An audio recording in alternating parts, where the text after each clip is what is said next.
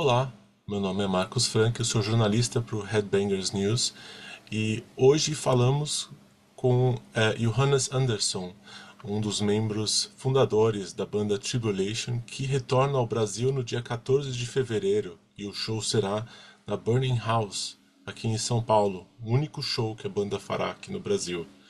O Tribulation nunca foi uma banda comum, né? Desde suas raízes do death metal, eles vêm se passando por metamorfoses e se tornam uma das entidades mais fascinantes do metal contemporâneo, né?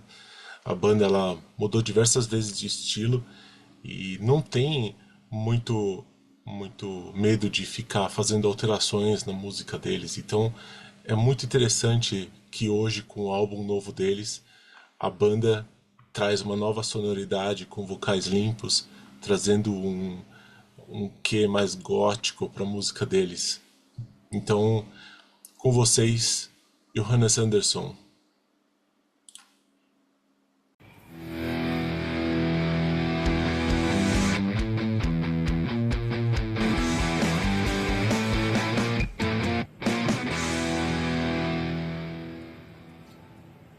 Okay, you guys are returning to Brazil. What are the expectations for this exclusive show in São Paulo?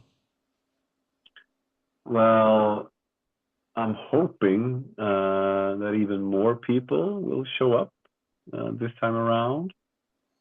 And I'm hoping that you'll bring all your energy and screams and applause because that's when we feel the best, of course.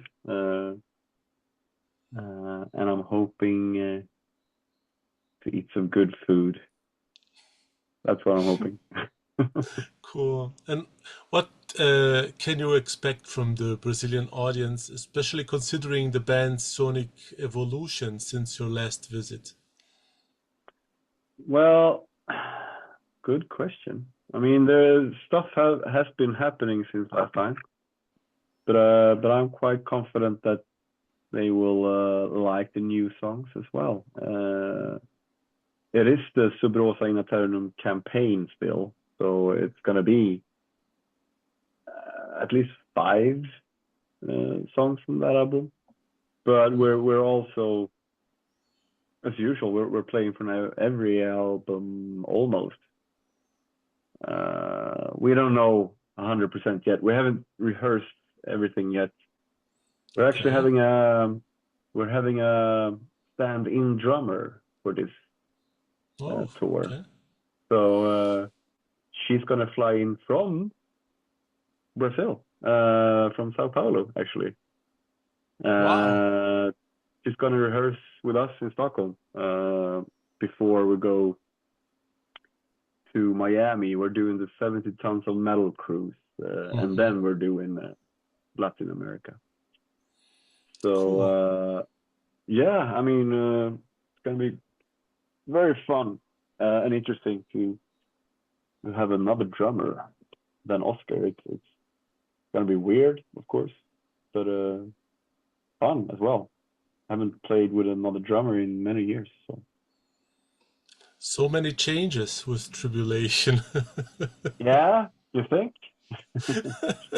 Nah, But you've, yeah, it's just, it's just logistics. It's Oscar couldn't make this tour because of work.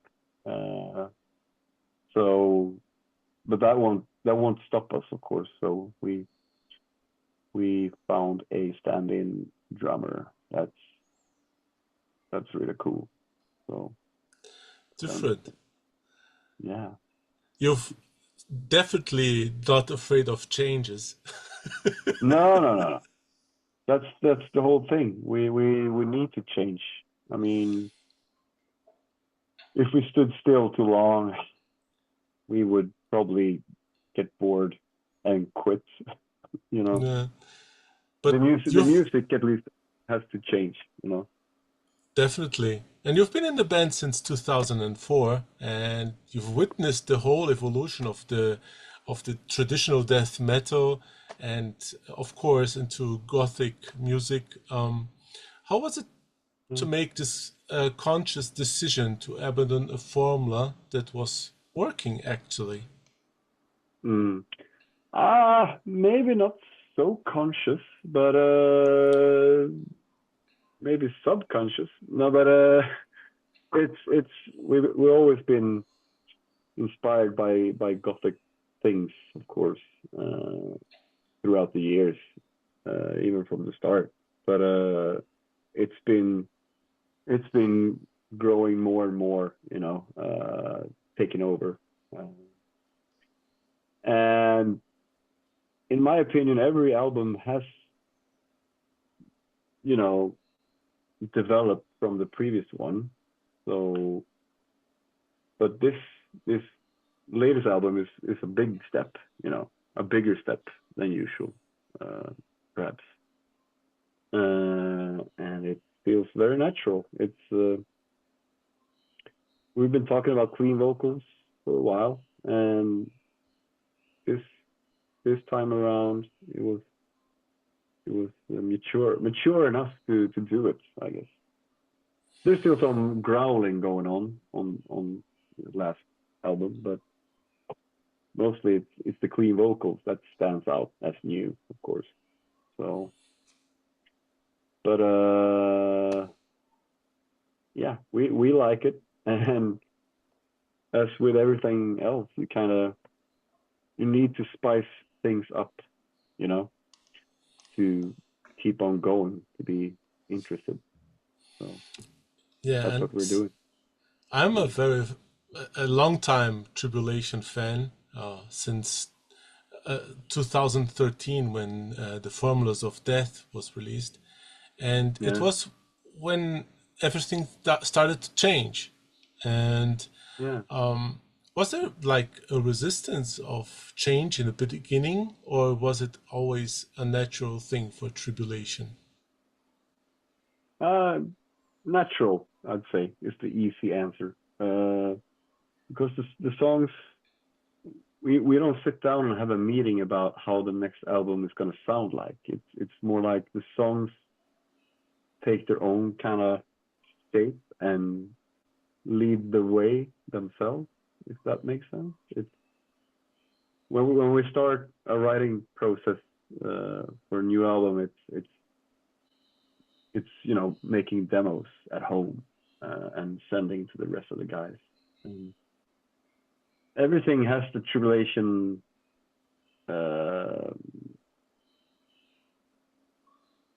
red line. What do you call it? The ambience, the thread, the binds, the sound has always been there. The Tribulation sound. Either it's a more brutal death metal-ish song, or a more gothic metal song. It doesn't matter, because there's always the Tribulation essence in there that people now recognize. I would think. I've heard.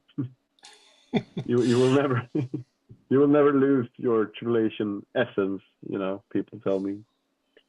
And it's true, especially when it comes from the rhythm section. Yeah. It's interesting. Yeah, I mean, it's the same. Me and Adam are at least the same members still, original members. So I guess we bring a lot of that essence to the sound, Mm-hmm. And now you're getting the opportunity to be compared with Ghost. Now that you've changed that much.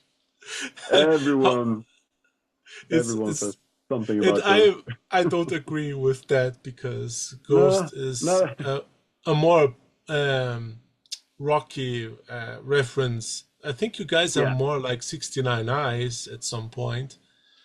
Yeah. But it's so easy to say Ghost, because when bands make bigger changes, they always compare you to Ghost. If you're in metal, for example. So yeah. Yeah, I can't agree with that. No, me neither. I like Ghost, and we know the guys, and they're great, but I don't see the resemblance that much. I mean, we do wear makeup, but and we do love Kiss as much as they do, but you know, the sound, we have a way more gothic sound than them, you know. So It's true.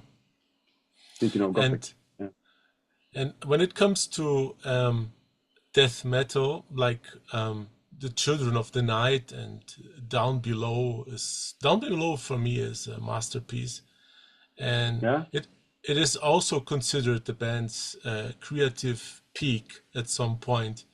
Do you think that with this album you've reached the perfect formula and you've then decided to move on? That's interesting. I always think of Children of the Night as the one album that kind of took us out of the death metal sound a bit and more into the gothic again sound. But yeah, you might be right that Down Below was some kind of peak in our catalog. I get where you're coming from, but yeah, because then after that was Where the Gloom Becomes Sound. Yeah, and that, yeah, maybe it's hard.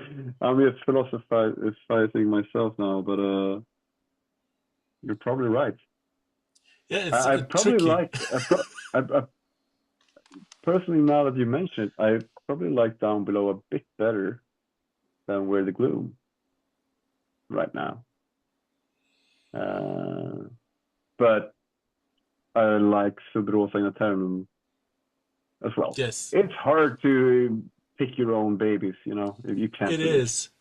But when you think on The Lament and Nightbound, for example, it's impressive the compositional sophistication that is behind those songs. It is such a harmonic. The harmonies are so complex in my mind. How did you come to this complexity? Then you turned that down into the new album that is like more simple, if you think about that. Yeah. Well, that's also a good question. I mean, I think it's different periods in your life and your musicianship. Basically, it's when you were a kid, you wanted to play as fast as possible. You know, that's the only thing that was cool. How fast could you do this or do that? You know, and then at some point you're mastering it. You're becoming good, and then you learn that less is more, basically, I guess. And that I would say you the don't same. need to. Yeah, you don't need to overdo a riff or a song just because it's fast or, you know, cool. But it's still interesting. I mean, you could always have a very complex harmony kind of song, but make the drums a bit lamer or slower or whatever to match a different sound, a new sound, I guess. But so there is no limit. I think it depends on who's writing the song, maybe. Also a bit. There's different tastes in all of us, and Joseph writes it his way, and Adam in his way, and you can always feel you can tell whose song is whose, you know. And in the end, it boils down to that tribulation essence, as we were talking about. And yeah, I love the essence that is Tribulation. That's why I followed the band such a long time.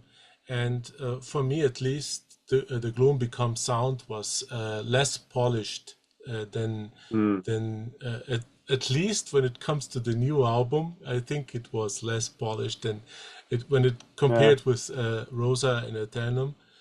And I think that with the clean vocals, it is like a new development on Tribulation.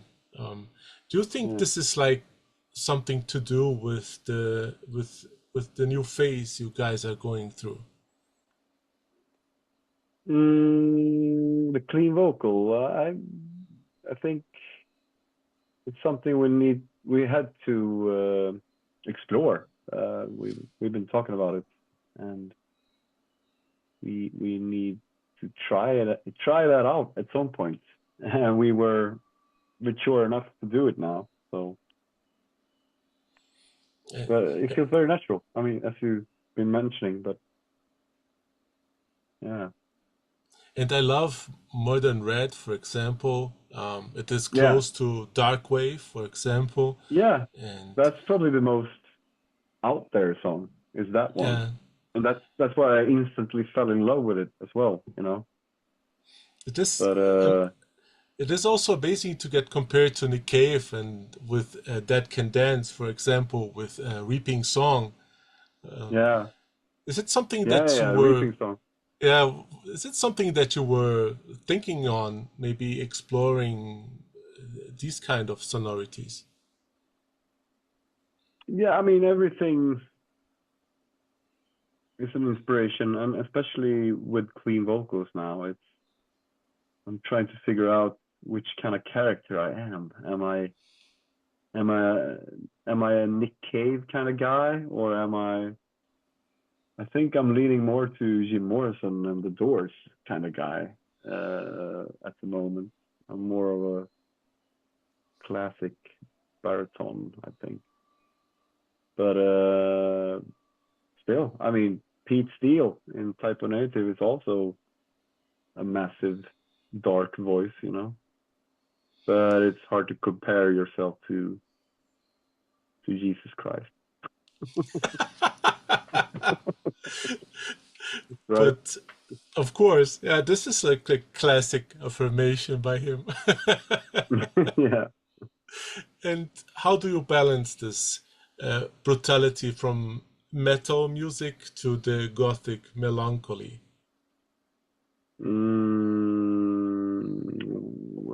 The vocal, how I balance it? Or, yes.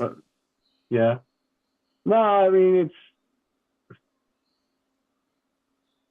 it's all about the mood of the song and the riff. It's not the melancholy, the essence of Tribulation will cover, you know. It's taken care of, but I think, and growls are not, you know, out of the question anymore. It just, if a good song needs growls, it will have growls on it. So it's nothing decided either. It's just probably the next album will be even more clean. But we don't know at the moment. That's not how we write the songs. Mm-hmm. If a song needs growls, it will get growls. Fuck the rules, you know, or whatever one thinks you should do. This is like the best sentence right now. The rules are not there for anyone to follow, so yeah. Exactly. And when you think about the future, you already said your intention is keeping it like this. Is it like, do you consider yourself still a metal band, or is it just grown to another area? It is a bit shady right now, but I'm still convinced we are in the metal realm still. You know, it's hard to say that we're rock. You know, we do have metal, a lot of metal in the songs. So I tend to say gothic metal when anyone's asking. I'm saying gothic metal, and they will figure it out themselves, you know.